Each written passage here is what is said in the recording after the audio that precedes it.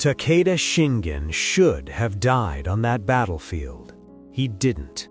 And because of that, Japan almost changed forever. A horseman burst through the smoke, no warning, no hesitation. He rode straight past the fighting, straight for the command post, straight for Shingen himself. That horseman was Uesugi Kenshin, the man they called the God of War, the one rival Shingen could never break and who could never break him.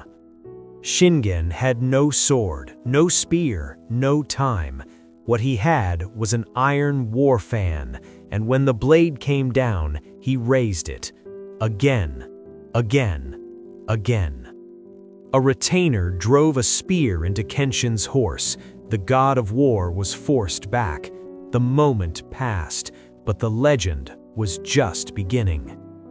This is the story of Takeda Shingen, the Tiger of Kai, a man who seized power as a teenager, conquered a province by 21, and spent his life building for something enormous, an army, a dynasty, a march on Kyoto itself. He almost made it. Japan in the 16th century was a nation consuming itself.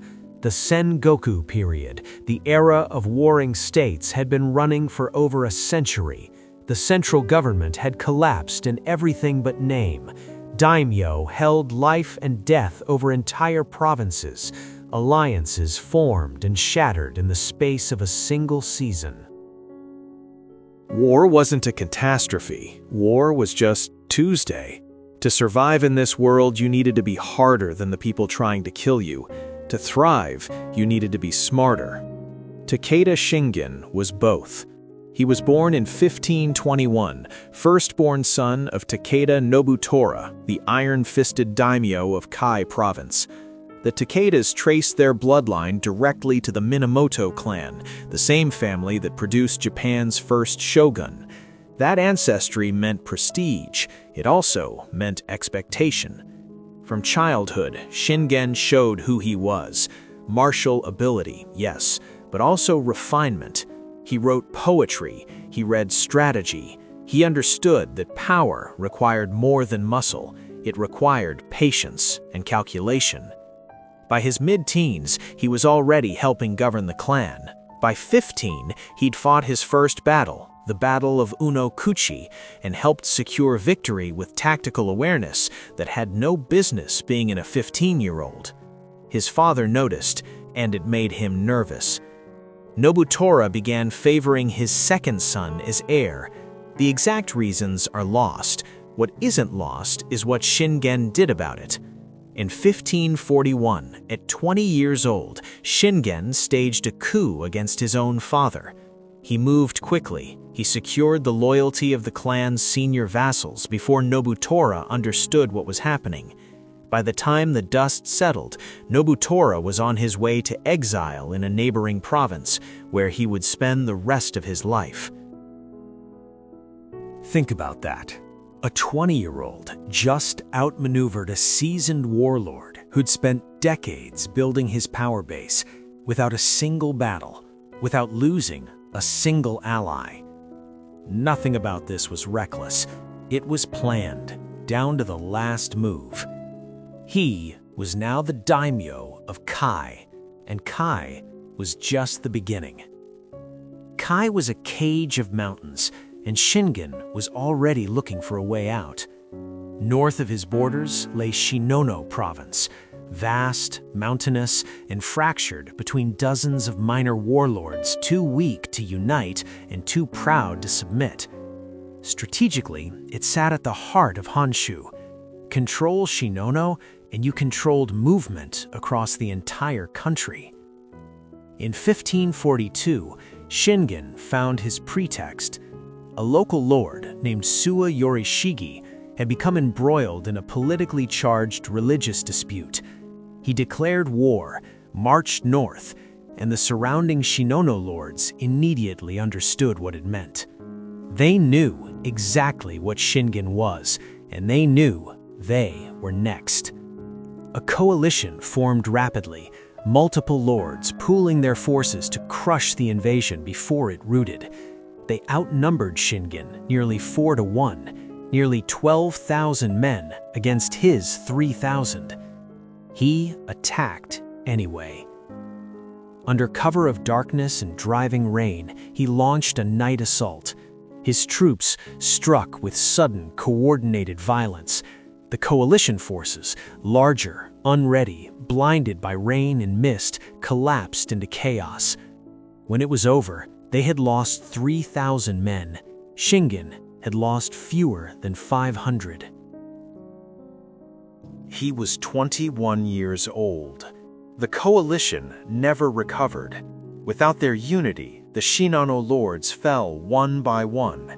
Shingen moved through the province like water through cracked stone, finding every weakness, filling every gap. Within years, Shinano was his. Expansion creates enemies, and in taking Shinano, Shingen had pushed his borders directly against a man who would define the rest of his life. Uesugi Kenshin, daimyo of a Chigo province, devotee of the war god Bishan Monten, celebrated as the finest battlefield commander of his age, a man who believed war was not about conquest, but about justice, who took vows of celibacy and governed his province with near monastery discipline. He looked at Takeda Shingen's expanding power and decided it was a problem he was going to personally solve. Between 1553 and 1564, they fought 5 battles at the same location, a river plain in Shinano called Kawanakajima. Each time they maneuvered, tested each other, clashed and withdrew. Neither could finish the other. Neither could stop trying. The 4th battle, 1561, stands above the rest. Kenshin marched south with 13,000 warriors and positioned his army on Saijo Mountain, overlooking Kaizu Castle, a key Takeda stronghold held by less than 150 men. Word reached Shingen 130 kilometers away. He marched immediately, arriving with 20,000 men. With his strategist, Yamamoto Kansuke, he devised what became known as the woodpecker strategy. 8,000 men would secretly climb the mountain at night and drive Kenshin's army downward at dawn. Below, in the plain, Shingen would be waiting with the other 8,000, arranged in the Kakuyoku, the crane's wing, a formation designed to surround and destroy whatever came down. Elegant, decisive, the kind of plan that ends wars. Kenshin had already figured it out. Through scouts, spies, no one knows exactly how, he guessed the play. Instead of waiting on the mountain, he led his entire army down the western slopes in darkness. Soldiers wrapped cloth around their horses' hooves. They moved without sound. When dawn broke, Shingen's men looked up. Not a feeling enemy spilling down the mountain. 13,000 warriors already formed and charging across the open plain, directly at them. The Uesugi hit like a wall. Kenshin attacked in rotating waves, Kurumagakari, the wheel, fresh units continuously replacing exhausted ones, keeping relentless pressure without pause. The crane's wing, designed to surround a broken enemy, was now absorbing the assault it was meant to deliver. Shingen's commanders fell. His brother Nobushige was killed. Yamamoto Kansuke, the architect of the failed strategy, reportedly charged alone into the enemy ranks in a final act of atonement. He died there. And then, Kenshin broke through to the command post. What happened next became the defining image of the samurai age.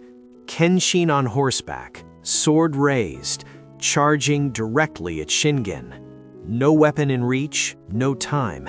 Shingen took his iron war fan and took the blows, once, twice, again, as his greatest rival struck at him with everything he had. Two lords, face to face, in the center of their own battle. A retainer drove a spear into Kenshin's horse, the god of war wheeled away. The moment passed, the legend didn't. When the fighting ended, the losses on both sides were catastrophic. Neither army destroyed, neither commander broken. The fourth Battle of Kawanakajima ended without a clear victor, which, given everything, was extraordinary. They never fought a fifth battle like it. Over time, the rivalry became something harder to name than enmity.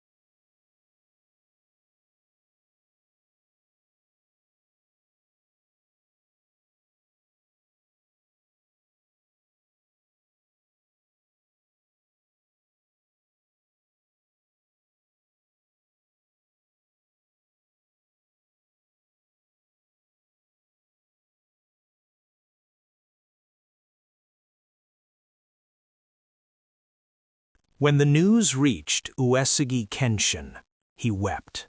Not for an enemy, for the loss of the only man he had ever considered a true equal. If Takeda Shingen lived 1 year longer, Japan might have had a different ruler, a different dynasty, a different history. Instead, he died at 53, in the field, in the middle of a war he was winning.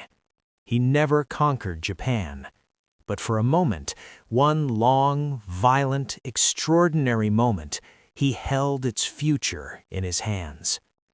The Tiger of Kai, and no cage ever held him long.